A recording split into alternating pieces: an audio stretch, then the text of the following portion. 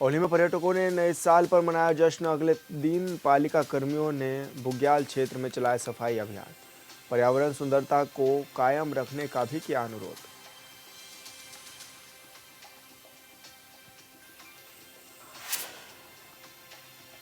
निकाय चुनाव में बीजेपी और कांग्रेस की बड़ी मुश्किल है। पार्टियों में टिकट न मिलने से उठने लगे बगावती सुर। रूठों को मनाने में जुटे दोनों दल।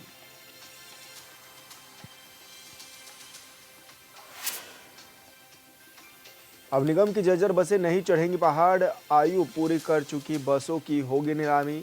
शासन की ओर से 100 नई गाड़ियों के लिए दिया गया फंड।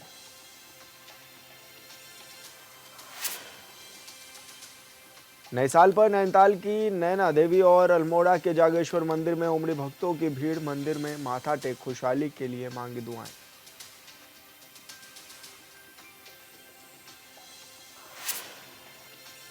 नमस्कार, हॉर्नबिल टीवी देख रहे हैं आप। मैं हूं आपके साथ विशाल कर। खबरों की शुरुआत करेंगे। उत्तराखंड परिवहन निगम की जर्जर बसों को अब पहाड़ नहीं चढ़ाया जाएगा। जो बसें पुरानी आयु पूरी कर चुकी हैं उन्हें नीलामी किया जाएगा और जहां जरूरत है वहां नई बसें चलाई जाएंगी। पहाड़ों पर सवारियों की संख्या को देखते हुए छोटी और बड़ी दोनों तरह की बसों का संचालन किया जाएगा। उत्तराखंड परिवहन निगम के प्रबंध निर्देशक रीना जोशी ने बताया है कि पहाड़ों पर नई गाड़ियों के संचालन के लिए शासन ने फंड उपलब्ध करा दिया है। इससे जल्द ही 100 नई गाड़ियां खरीदी जाएंगी। हालांकि बीते 6 महीने में भी 160 नई बसें खरीदी गई थी। अब दिल्ली मार्ग पर आ रही परेशानियों को दूर करने के लिए भी परिवहन निगम बसों की व्यवस्था कर रहा है।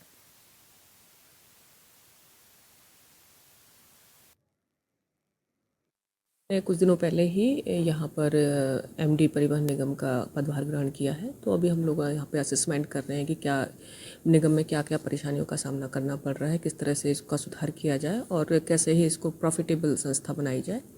इसके लिए जो हम लोगों ने अभी तक जो असेसमेंट किया है उसमें देखा है कि कुछ गाड़ियाँ हैं वो जर्जर अवस्था में हैं, तो उसका हम लोग असेसमेंट कर रहे हैं। हम लोग का प्रयास यही रहेगा कि पहाड़ों पे कोई भी जर्जर गाड़ियाँ ना चले और साथ ही साथ शासन ने भी हमें अनुमति दी है और फंड भी प्रोवाइड किया है जिसमें हम लोग कुछ नई गाड़ियाँ खरीदेंगे। लगभग 130 गाड़ियाँ विगत 6 महीने के अंतर्गत खरीदी जा चुकी हैं और हम लोग 100 नई गाड़ियों को खरीदने का प्रावधान कर रहे हैं। क्योंकि दिल्ली के साथ में BS6 लागू होने की वजह से हमें गाड़ियों की नई गाड़ियाँ खरीदने का पुरानी गाड़ियों में कुछ समस्या का सामना करना पड़ रहा है, इसलिए हम लोग नई गाड़ियाँ खरीद कर दिल्ली में हो रही जो समस्या का समाधान कर लिया जाएगा। और साथ ही साथ हम लोग नई नई रूट का भी असेसमेंट कर रहे हैं जहाँ पर डिमांड है और कोई गाड़ियाँ वहाँ पे उपलब्ध नहीं है, तो वहाँ पे हम लोगों का ये प्रयास रहेगा वहाँ पे गाड़ियाँ चलें ताकि यात्रियों को सुविधाएं हों। और संवाददाता अरुण सैनी हमारे साथ फोन लाइन पर जुड़ गए हैं। अरुण, क्या कुछ जानकारी मिल रही है, किस तरह की तैयारियां हैं परिवहन विभाग की अब?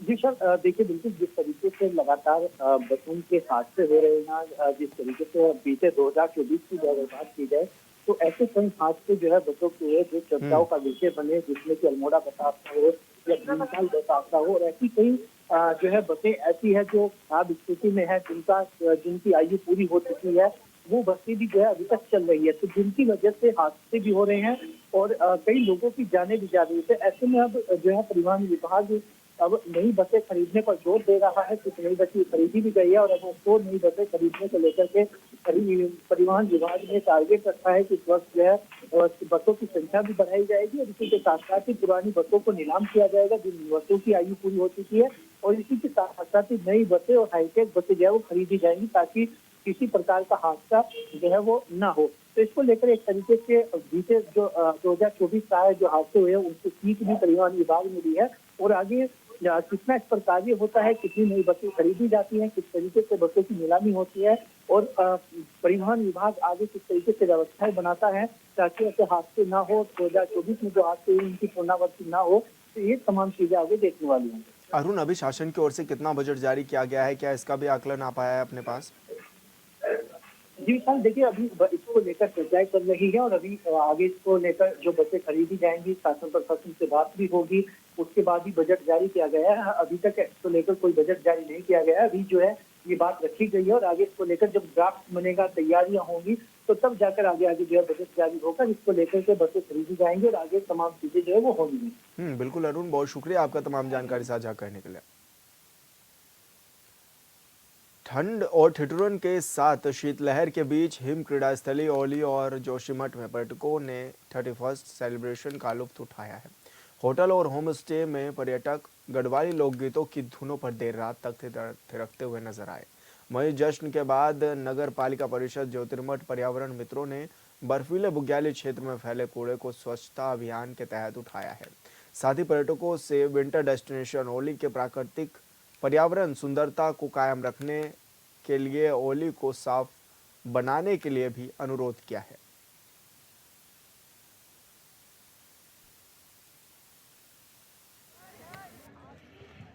हम मौजूद है सूबे की खूबसूरत विंटर डेस्टिनेशन ओली में। ये पर्यटकों का जो है जमोड़ा लगा हुआ है और सुबह से चियालिट में लगभग 1600 पर्यटक जो है जो यहाँ की बर्फीली वादियाँ हैं, पूरब की तरफ हो चाहे पश्चिम की तरफ हो, बर्फीली वादियों में जो है बर्फबारी का लुत्फ उठा रहे हैं। साथ ही चेयर लिफ्ट के साथ साथ tyre tube skiing, snow skiing, fun skiing से लेके और अन्य जो बर्फीली की जो गतिविधियाँ होती है उसका आनंद ले रहे हैं। ओली के जो पर्यटन कारोबारी है उनकी माने तो होटल होम स्टे सारे फुल हो चुके हैं और अब पर्यटक जो है जोशीमठ की ओर रुख कर रहे हैं क्योंकि वहाँ काफ़ी होटल होम स्टे और लॉजेज हैं।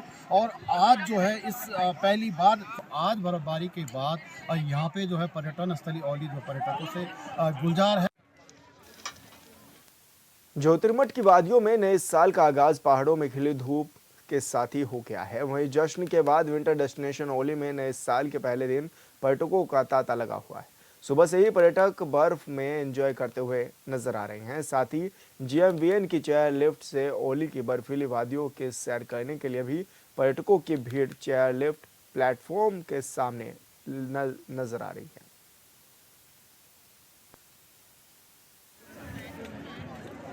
भारत देशवासियों को सभी को नववर्ष 2025 की हार्दिक शुभकामनाएं देना चाहता हूँ। 2-3 दिन से लगातार थोड़ा पर्यटक बढ़ रहे हैं तो व्यवसाय भी धीरे धीरे बढ़ रहा है। आप जैसे हमारे पीछे देख रहे हो काफ़ी सारी भीड़ है। इधर लेक साइड है जहाँ पे भी काफ़ी लोग अभी आवाज with a member of 16 people and I hope this is a great experience and I recommend everyone to come here and enjoy Oli and this will be a great experience for your lifetime. It will be your lifetime experience. अभी देखा हमने कि आज कल के मुकाबले आज ज़्यादा क्राउड यहाँ पे है और हम लोगों का भी अच्छा काम चल रहा है यहाँ पे स्कीइंग का और आप देख सकते हैं चारों तरफ काफ़ी भीड़ भाड़ है और इससे ज़्यादा अभी ऊपर है तो अच्छा काम चल रहा है, अच्छा लग रहा है। और संवाददाता संजय कुंवर हमारे साथ फोन लाइन पर जुड़ गए हैं। संजय, क्या कुछ जानकारी मिल रही है, किस तरह का माहौल देखा गया और प्रशासन ने किस तरह के इंतजाम भी किए नए साल को लेकर? विशाल जी, देखिए सबसे पहले तो मैं आपको ये बता दूं कि जो स्थानीय प्रशासन है और विशेषकर जो ज्योतिर्मठ पुलिस है वो पिछले 3 से 4 दिनों से लगातार जो है जो ओली की जो सबसे टॉप पॉइंट है वहां से लेकर रविग्राम जहां पे ट्रैफिक संचालन शुरू किया जा रहा है, जहां से शटल सेवा शुरू करके ओली के लिए एक बेहतर सर्विस जो है पर्यटकों को दी जा रही है। तो ट्रैफिक पुलिस का भी हम पहले विशेष धन्यवाद करेंगे कि ऐसे विषम हालातों के बावजूद भी जो जोशीमठ की पुलिस है वो पर्यटकों के लिए मित्र पुलिस का कार्य कर रही है। साथ ही आज दिन की शुरुआत जो है नए साल के साथ चटक धूप के साथ हुई है। तो सुबह से ही जो है पर्यटक जो GMVN की चेयर लिफ्ट है उसके आसपास जो है सुबह से लाइन लगना शुरू हो गई थी और अभी जो लगभग 1200 से 1300 पर्यटक जो है पूरे ओली के बर्फीली वादियों में अलग अलग प्रकार से बर्फानी खेलों का आनंद उठा रहे हैं और जो बर्फबारी के बाद जो 360 डिग्री का जो हिमालय का जो सुंदर नज़ारा ओली से दिखता है तो उसका दीदार कर रहे हैं। और साथ ही स्नो ट्रैकिंग का भी जो है लुत्फ अभी ओली में पर्यटक उठा रहे हैं। जी, तो ऐसे में क्या माना जाए, ऐसे में किस तरह की तैयारियां भी देखी गई हैं? क्या कोई दिक्कतें तो नहीं आई जो पर्यटक पहुंचे हुए हैं इतनी बड़ी संख्या में वहां पर? बिल्कुल नहीं। देखिए छोटी मोटी चीजें जिस तरह से जब सुबह पर्यटकों का वाहन जब जोशीमठ से ओली की तरफ रुख करता है तो जो रास्ते में जो पाले की जो समस्या आती है तो थोड़ा बहुत अगर उसको देखा जाए तो उसके बाद जो है बिल्कुल पर्यटक जो 14 किलोमीटर का सफर है बिल्कुल आराम से ओली पहुंच रहा है क्योंकि जो स्थानीय यूनियन के जो वाहन हैं वो वाहन जो है पर्यटकों को सेवा दे रहे हैं और पर्यटक के वाहन जो है रविग्राम ग्राउंड में ही खड़े कर दिए जा रहे हैं। तो इससे जो है पर्यटकों बिल्कुल आसानी से औली पहुंच रहे हैं और वहां से जो जीएमबीएन की चेयर लिफ्ट लगी हुई है 1 किलोमीटर 800 मीटर की, तो उसमें बैठ करके बिल्कुल प्रकृति का आनंद ले रहे हैं। पिछले 3-4 दिन से बिल्कुल औली जो पर्यटकों से गुलजार नजर आ रही है। जी बिल्कुल संजय, बहुत शुक्रिया आपका तमाम जानकारी साझा करने के लिए। वनाग्नि सुरक्षा योजना के अंतर्गत वनाग्नि प्रबंधन समिति ने रोशनाबाद कलेक्ट्रेट सभागार में समीक्षा बैठक की है। बैठक में जिला अधिकारी करमेंद्र सिंह समेत कई विभागों के अधिकारी भी मौजूद रहे। डीएफओ हरिद्वार ने बताया है कि बैठक में वन क्षेत्रों में वनाग्नि की रोकथाम और वनाग्नि की स्थिति के लिए उपलब्ध संसाधनों को लेकर प्रस्तावित बजट पर भी चर्चा की गई है। वहीं जिलाधिकारी ने सभी संबंधित विभागों को वनाग्नि के दौरान वन विभाग को जरूरी मदद देने के भी निर्देश दिए हैं।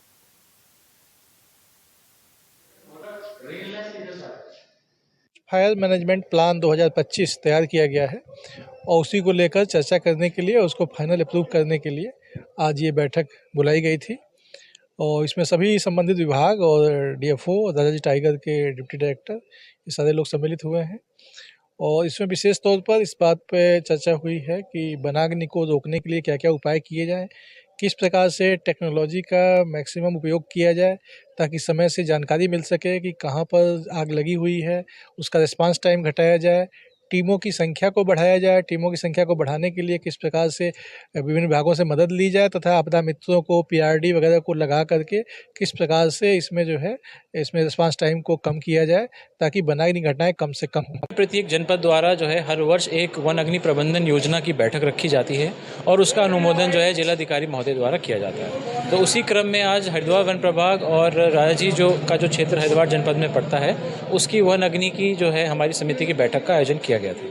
बताना चाहूँगा कि विगत वर्ष में जहां उत्तराखंड राज्य के सभी जनपदों में वन अग्नि की जो है वृहद स्तर पे घटनाएं हुई थी, तो हमारा जो जनपद हरिद्वार था उसमें ना के बराबर जो है वन अग्नि घटनाएं हुई थी, जिसको समिति के सदस्यों द्वारा जो है सराहा गया। इस समिति में जो समस्त विभाग हैं जिसमें मुख्यतः अग्निशमन विभाग, पुलिस विभाग, प्रशासन, सीएमओ, ग्रामीण विकास, सभी लोग इसके मेंबर्स हैं। और एक ये जिलाधिकारी महोदय का ये निर्देश थे कि सभी विभागों को जो है उनके जो उत्तरदायित्व हैं उनका निर्वहन किया जाए और एक टीम वर्क की तरह प्रयास किया जाए कि वन अग्नि की रोकथाम। उत्तराखंड में होने जा रहे 38वें राष्ट्रीय खेलों के प्रसार के लिए पूरे प्रदेश में राष्ट्रीय खेलों की मशाल घुमाई जा रही है।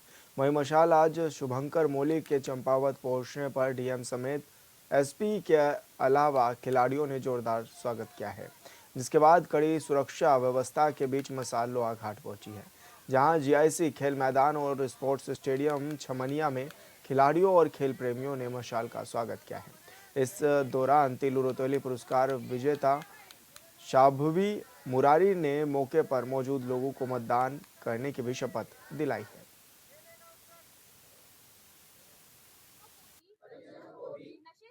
प्रदेश में 28 जनवरी से 14 फरवरी के मध्य आयोजित किए जाने हैं और इसकी जो ये मशाल यात्रा है ये प्रचार प्रसार के लिए यहाँ पर आयोजित की जा रही है कि हमारा प्रदेश एक छोटा सा प्रदेश होकर इतने बड़े संकल्प को पूरा करने जा रहा है। इसके लिए जो हमारी ये मशाल यात्रा है ये 26 दिसंबर से प्रारंभ की गई है, जो कि नैनीताल हल्द्वानी से प्रारंभ की गई और 2 दिन 26 और 27 को विभिन्न नैनीताल जिले के विभिन्न क्षेत्रों में इसके द्वारा प्रचार प्रसार किया। उत्तराखंड के जो हमारे खेल हैं इसकी मशाल यहाँ पर आई है। आज हमने इनका सभी खेल खिलाड़ियों और सामाजिक लोग और पूर्व खिलाड़ियों द्वारा इसका स्वागत किया गया है और सभी लोग हम लोग इसमें समारोह में शामिल हैं और अभी लोहाघाट के अंतर्गत अपने जीआईसी में पहुंचे हैं। हमने इसको ऋषिश्वर से जीआईसी तक और जीआईसी से हम इसको खेल मैदान छमनिया तक इसका हम प्रतीक रूप में जो है इसमें प्रतिभा पूरे प्रशासन की टीम को और एसपी साहब के बाद आ रहे पूरी पुलिस प्रशासन की टीम को भी उन्होंने हमें यहाँ उपलब्ध कराया है और उससे एक माहौल पैदा करने में बड़ी सहूलियत मिली है। पुलिस के लोग, प्रशासन के लोग जब मिले हैं तो काफ़ी इससे माहौल हम चाह रहे हैं जो निकल रही है मशाल पूरे क्षेत्र में, इससे काफ़ी जागरूक हो गए खिलाड़ी। आने वाले समय में निश्चित रूप से खेलों के प्रति खिलाड़ी का रुझान होगा और राष्ट्रीय चित्र पर कहीं न कहीं अपना स्थान अवश्य प्राप्त करेंगे। और मैं प्रशासन के लिए पुनः कह रहा हूँ, तहसीलदार साहब खुद खड़े हैं यहाँ प्रशासन के लोगों का, जिला प्रशासन और पुलिस प्रशासन काफ़ी बड़ा योगदान उनका इस कार्यक्रम में है, इनको भी मैं धन्यवाद देना चाहता हूँ। पौड़ी में एसएसपी लोकेश्वर सिंह ने जिले के संवेदनशील जगहों पर सभी थाना प्रभारियों को नए साल पर शांतिपूर्ण व्यवस्था बनाए रखने के निर्देश दिए हैं। साथ ही उन्होंने जनता से भी अपील की है कि नए साल पर शांतिपूर्ण कार्यक्रमों का आयोजन करें। वहीं सभी थानों के प्रभारियों ने आदेश के बाद अपने अपने क्षेत्रों में चेकिंग अभियान भी चलाया है और इस दौरान पुलिस ने शराब पीकर वाहन चलाने वाले लोगों पर भी कड़ी कार्रवाई की है।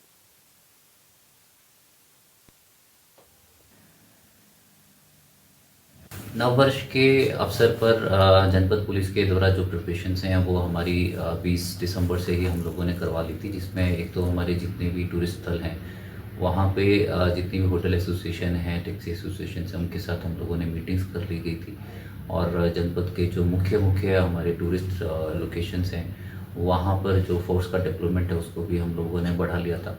इसके अलावा कुछ हमारे जो हनुमान चट्टी वगैरह क्षेत्र में जो काफ़ी नए कैंप्स हैं, रिजॉर्ट्स हैं, होटल्स हैं, वहाँ पर भी हम लोगों ने फोर्स का डिप्लॉयमेंट बढ़ाया था और कुछ एरियाज़ ऐसे हैं जहाँ पे रेवेन्यू पुलिसिंग वाले एरिया हैं, उसके निकटवर्ती क्षेत्रों में भी हम लोगों ने टेम्पररी चौकियों का गठन किया है ताकि कई बार टूरिस्ट ऐसी लोकेशंस पे जाते हैं और कई बार लॉ एंड ऑर्डर की सिचुएशन होती है। पौड़ी के विकासखंड जहरीखाल बाजार में सरकार जनता द्वार कार्यक्रम के तहत चौपाल का आयोजन किया गया। इस दौरान ग्रामीणों ने सड़क, पेयजल, स्वास्थ्य और अन्य विभागों संबंधित समस्याओं को प्रमुखता से उठाया। इस मौके पर संस्कृति, शिक्षा, जनगणना और कार्यक्रम क्रियान्वयन विभाग के सचिव दीपक कुमार ने सभी शिकायतों को भी सुना और संबंधित अधिकारियों को निस्तारण के निर्देश भी दिए हैं।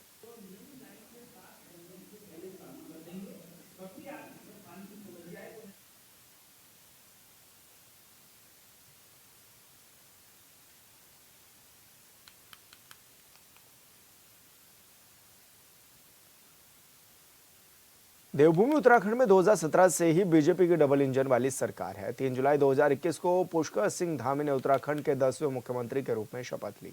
वो 45 वर्ष की आयु में उत्तराखंड के सबसे युवा मुख्यमंत्री बने और उसके बाद उन्होंने जो काम करना शुरू किया और वो अब तक जारी है। साल 2024 में उन्होंने कई बड़े फैसले किए जिसकी चर्चा पूरे देश में हुई। बात चाहे यूसीसी की हो या दंगा कानून की या फिर लैंड जिहाद की। आज हमारे प्रधानमंत्री जी की सोच है कि जो 21वीं सदी का तीसरा दशक है वो उत्तराखंड का दशक होगा, यानी कि उत्तराखंड हर दृष्टि से आगे होगा। साल 2024 में उत्तराखंड सरकार के बड़े फैसले, सीएम धामी के बड़े फैसलों की देश में हुई चर्चा। 2024 के बड़े निर्णय से केंद्र में बढ़ा धामी का कद।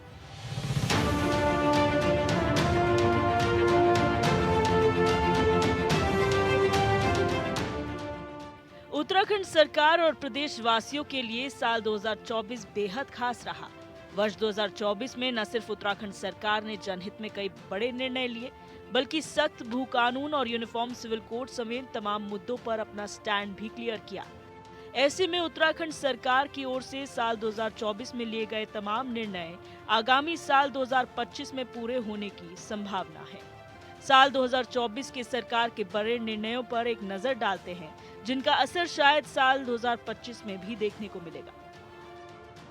यूसीसी के इसी महीने जनवरी माह में जो है जो हमारा एक्ट बनकर तैयार हो गया है वो लागू होगा। उसके लिए ट्रेनिंग इत्यादि, ऐप इत्यादि के काम हैं, वो सब चल रहे हैं और उस पर पूरी तरह से हमारा सभी विभाग अपने अपने स्तर से जिनको काम करना है काम कर रहे हैं। सरलीकरण, समाधान और निस्तारण ये हमारा शुरू से मंत्र रहा है और यूसीसी भी हमारा इसी मंत्र को आगे बढ़ाएगा। सर देखिए, उत्तराखंड की मुख्यमंत्री धामी की सरकार ने कुछ निर्णय तो ऐसे लिए हैं जो बड़े दूरगामी भी हैं और उनको लेकर के राजनीतिक रूप से भी उनका कद बढ़ा है और जनता में भी उनका कद बढ़ा है।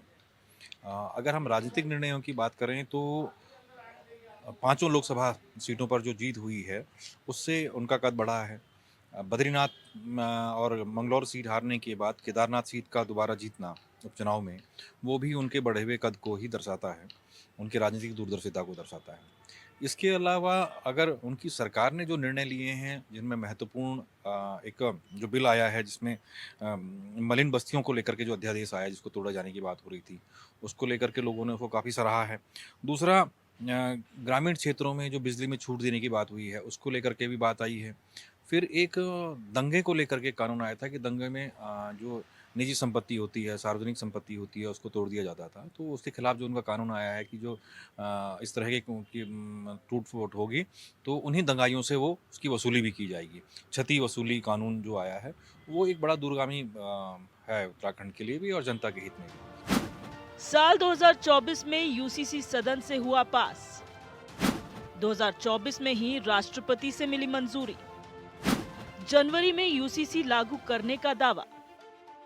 उत्तराखंड की धामी सरकार ने मार्च 2022 में प्रदेश में नई सरकार बनने के बाद मंत्रिमंडल की पहली बैठक में ही प्रदेश में समान नागरिक संहिता लागू करने के लिए एक विशेषज्ञ समिति गठित करने का निर्णय लिया था और एक 5 सदस्यीय विशेषज्ञ समिति गठित की गई थी। समिति की रिपोर्ट के आधार पर 7 फरवरी 2024 को राज्य विधानसभा से समान नागरिक संहिता विधेयक 2024 पारित किया गया। इस विधेयक पर राष्ट्रपति की सहमति मिलने के बाद 12 मार्च 2024 को इसकी अधिसूचना जारी की गई और अब इसे लागू करने की तैयारी है। जो वन भूमि में जो अतिक्रमण हुए थे, जिनमें धार्मिक अतिक्रमण भी काफ़ी कुछ था, उस पर जो उनकी ड्राइव रही उसको भी जनता ने काफ़ी सराहा है। ठीक है, और हम देखते हैं जो उत्तराखंड के हिस्से में इस बार एक राष्ट्रीय खेलों का यहाँ पर होना, ये अपने आप में एक बहुत बड़ी बात है कि 25 सालों के बाद उत्तराखंड इस स्तर पे पहुँच चुका है कि वो राष्ट्रीय खेलों का आयोजन यहाँ पे कर रहा है। तो ये एक उनकी बड़ी उपलब्धि है, सरकार की बड़ी उपलब्धि के रूप में देखी जा सकती है। ठीक है, तो ये कुछ चीज़ें हैं जो उत्तराखंड को और उत्तराखंड की धामी सरकार को उनके कार्यों के लिए 2024 को हम यादगार के रूप में देखते हैं कि हाँ, ये उनके कुछ सराहनीय कदम है। और एक बड़ा राज्य के लिए भी एक बड़ा इस समय विषय रहा है कि जहाँ उत्तराखंड से कई अफसर भारत सरकार में जाते थे, उनको अवसर मिलता था। इस बार हमारे पूर्व जो मुख्य सचिव रहे हैं संधू साहब, उनको चुनाव आयुक्त बनाया गया है। तो ये राज्य के लिए एक बड़ी उपलब्धि है कि हमारा राज्य का मुख्य सचिव जो है केंद्र में पहुंचा है। इससे पहले रक्षा सचिव भी रहे हैं, गृह सचिव भी रहे हैं, लोकसभा में उत्पल कुमार महासचिव हैं, है ना। तो ये एक बड़ा उपलब्धि है। सीडीएस यहाँ से रहे हैं, ये उपलब्धियां तो हैं। 2024 में लिया जीडीपी को दोगुना करने का फैसला। जीडीपी के लक्ष्यों को पूरा करने के लिए बनाई गई नीतियां। 5 वर्षों में राज्य की जीडीपी को दोगुना करने का लक्ष्य। उत्तराखंड सरकार ने अगले 5 सालों में राज्य की जीडीपी को दोगुना करने का लक्ष्य रखा है। इस दिशा में सरकार तेजी से आगे बढ़ भी रही है। ऐसे में सरकार सशक्त उत्तराखंड @2025 और जीडीपी के लक्ष्यों को पूरा करने के लिए तमाम नीतियां तैयार कर रही है, जिनके धरातल पर उतरने के बाद सरकार लक्ष्यों को पूरा कर सकती है। उत्तराखंड सरकार 30 से अधिक नीतियों के साथ ही तमाम योजनाओं को धरातल पर उतार चुकी है। इनमें आयुष नीति, पर्यटन नीति, उद्योग नीति, सौर ऊर्जा नीति, नई फिल्म नीति, नई खेल नीति, होम स्टे योजना, लखपति दीदी योजना, नहर से मुफ्त सिंचाई योजना, नकल विरोधी कानून, राज्य आंदोलनकारियों को क्षैतिज आरक्षण का प्रावधान, महिलाओं को 30% क्षैतिज आरक्षण समेत तमाम नीतियां और योजनाएं शामिल हैं।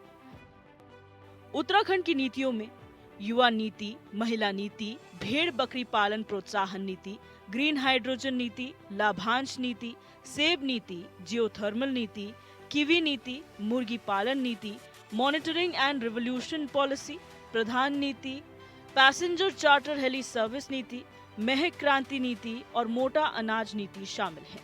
उम्मीद जताई जा रही है कि ये सभी नीतियां अगले साल धरातल पर उतर सकती हैं। उत्तराखंड के मुख्यमंत्री ने साल 2024 में ही सरकार की योजनाओं को धरातल पर सही से उतारने के लिए सचिवों को ब्लॉकों में प्रवास करने का आदेश दिया। मुख्यमंत्री धामी का कहना है कि ये पहल शासन को जनता के करीब लाने और सरकार की योजनाओं को अधिक प्रभावी बनाने के लिए है। उनका मानना है कि अधिकारियों को फाइलों में सिमटने के बजाय जमीनी हकीकत को समझना चाहिए। सचिव स्तर के अधिकारी गांव में प्रवास कर सरकार को रिपोर्ट सौंपेंगे ताकि सरकार ग्रामीणों की जिंदगी बदल सके। ये सच है कि उत्तराखंड के पहाड़ों में आज भी समस्याएं हैं, लेकिन इसमें भी कोई दो राय नहीं है कि राज्य के मुखिया पुष्कर सिंह धामी उन समस्याओं को जड़ से खत्म करने के लिए कई नीतियों पर काम कर। और फिलहाल इस बुलेटिन में इतना ही। आप देखते रहिए हॉर्नबिल टीवी। नमस्कार।